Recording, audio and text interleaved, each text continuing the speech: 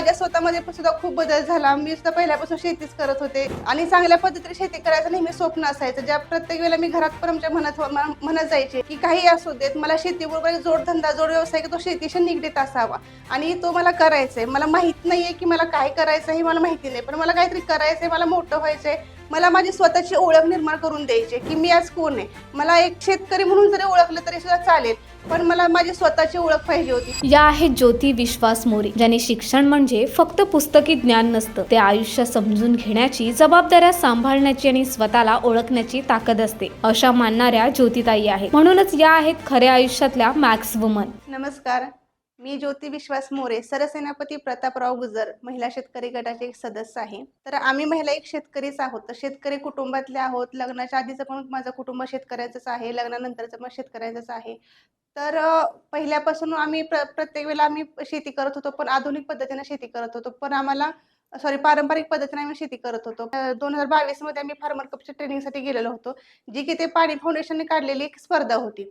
त्याच्यामध्ये आम्ही सहभागी झालो। त्याच्यानंतर आम्हाला शेती कुठल्या पद्धतीने केली पाहिजे, एसओपींचा वापर कसा केला पाहिजे, जैविक शेती कशी केली पाहिजे, जैविक शेती करण्यामागचं कारण, त्याच्यापासून होणारे फायदे, रासायनिक शेती केली तर त्याच्यापासून होणारे तोटे, या सगळ्या गोष्टी आम्हाला म्हणजे समजत गेलेल्या होत्या। AI शेती करायची तर होती, मात्र मार्गदर्शन करणार कोण, असे प्रश्न सातत्याने सोडवताना पाणी फाउंडेशन कडून मदत झाली। पहिला नंबर आमचा तालुक्यामध्ये बसलेला होता त्यावेळेला आणि त्यावेळेला अशी परिस्थिती आमच्यावरती एकदा ओढवली गेलेली होती। दुसऱ्या वर्षी आमचा नंबर बसला नव्हता, पण त्यावेळेला आम्ही आमच्या महिला सगळ्या खचून न जाता पुन्हा आमच्या महिला जिद्दीने उभ्या राहत गेल्या। आम्हाला त्याच्यानंतर आम्ही ज्या भाज्या पिकवत होतो त्या भाज्या आम्ही पिकवतोय, पण तो माल आम्हाला विकता येत नव्हता। मग तो माल आम्हाला विकता यायला पाहिजे, म्हणजे याचा थोडासा अभ्यास करत करत आम्ही उषाताईंपर्यंत आम्ही पोहोचलो। त्यांनी आमच्याशी खूप मोकळ्यापणे गप्पा मारलेल्या होत्या। तुम्ही फक्त भाजीपाला म्हणजे पिकवा, फक्त असा पिकवा की तो ऑर्गॅनिक असला पाहिजे।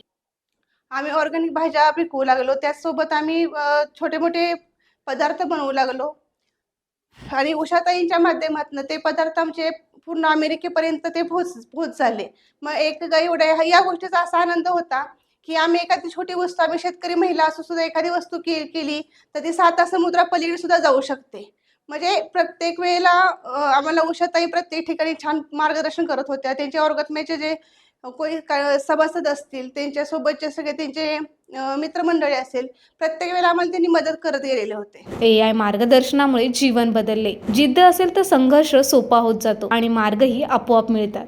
आमच्या स्वतःमध्ये सुद्धा खूप म्हणजे या स्पर्धेमध्ये आल्यानंतर स्वतःमध्ये बदल झाले, जे बदल आमच्यामध्ये पहिले कधीच घडले गेलेले नव्हते। स्वतःमधली राहणीमान असेल, आम्हाला नेहमी असं वाटायचं, म्हणजे प्रत्येक वेळेला वाटायचं की आपण शेती तर करतोय, पण आज आपल्याला कुठेही मान सन्मान मिळत नव्हता किंवा बाहेरचं जग काय करतंय, जग कुठं पोहोचलं हे कधीच बघता आलं नव्हतं। पण या सगळ्याच्या गोष्टीतनं, सगळ्या माध्यमातून आम्ही सगळ्या गोष्टी बघत गेलो। एक थोडं बोलायचं, थोडं डेअरिंग मनापासून, म्हणजे जे मनात जे असतं ओटापर्यंत येतं, पण ते ओटापर्यंत आलेल्या गोष्टी काही वेळेला बाहेर पडत नव्हत्या, त्या आज बाहेर पडू लागल्या।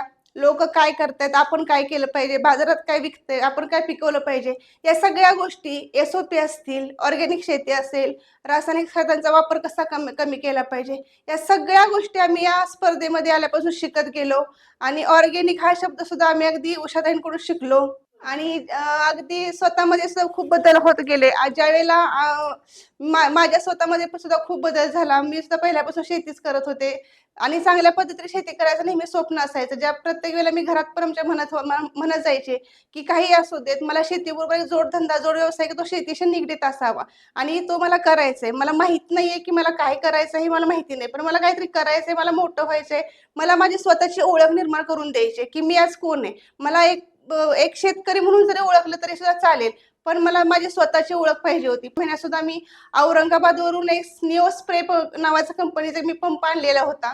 त्या पंपाचा मी असा छोटासा व्हिडिओ टेम्पररी केलेला होता। तो व्हिडिओ मी त्या औरंगाबादच्या गणेश गोवंडे सर म्हणून होते, मी त्यांना तो व्हिडिओ पाठवलेला होता, सुनील शेट्टींना पाठवलेला होता आणि त्याच्यानंतर मला त्यांनी फोन केला की ताई, तुमचा व्हिडिओ त्यांना खूप आवडलेला आहे, तुम्ही त्या पंपाचा वापर कसा करताय, त्याच्यासाठी तुम्हाला तुमची तिथं मुलाखत आहे। मला मुंबईला एसएल स्टुडिओमध्ये सुद्धा बोलवलेलं होतं। मग अभिमान एका गोष्टीचा असा वाटतो की आज एक शेतकरी महिला असून सुद्धा एवढ्या मोठ्या स्टुडिओमध्ये जाते एवढ्या मोठ्या सुपरस्टार हिरो सोबत आपण 2 शब्द बोलतो. तो एक आनंद सुद्धा खूप माझ्यासाठी वेगळा होता. तिथं आम्ही गेल्यानंतर त्यांनी सगळं विचारलं, "तुम्ही या पंपाचा वापर कसा केला? या पंपाने तुम्ही औषध कसं फवारणी करताय? महिलांसाठी तो योग्य आहे की नाही?" या सर्व गोष्टी बोलण्यात म्हणजे विचारण्यात आल्या. मग तिथून पण म्हणजे त्यावेळेला एक गोष्ट लक्षात आली, की आज आपण समजा आपण जर कोणतीही गोष्ट जर आपण जिद्दीनं चिकाटीने जर करत गेलो, तर कोणत्याही गोष्टी आपल्यासाठी त्या अशक्य नाहीयेत. आणि त्याचसोबत मला म्हणजे एक सांगावसं जास्त कळकळीनं असं वाटतं, की आज माझा गट तर माझ्यासोबत आहेच आहे. पण आज माझं सुद्धा कुटुंब खूप मला एकदम साथ देतं. माझे मिस्टरही मला साथ देतात. कुठेही जरी जायचं म्हटलं तर कधी कोणत्या गोष्टीला नाही म्हणत नाहीत किंवा घरातून सुद्धा मला खूप छान सपोर्ट असतो. आज मी आणि माझे छोटे दीर आम्ही दोघं शेती करतो. मी पण आज चांगले शेतकरी आहे. अगदी प्रगतशील शेतकरी म्हणायला गेलं तरी काहीच प्रॉब्लेम नाही.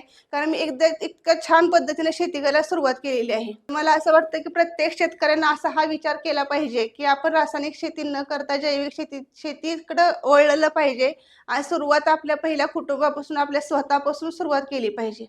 मी एवढंच बोलते आणि थांबते. आज ते आपल्या जीवनात आणि निर्माण केलेल्या जगात खुश आहेत. अशा मर्दानीला मॅक्स वुमनचा सलाम.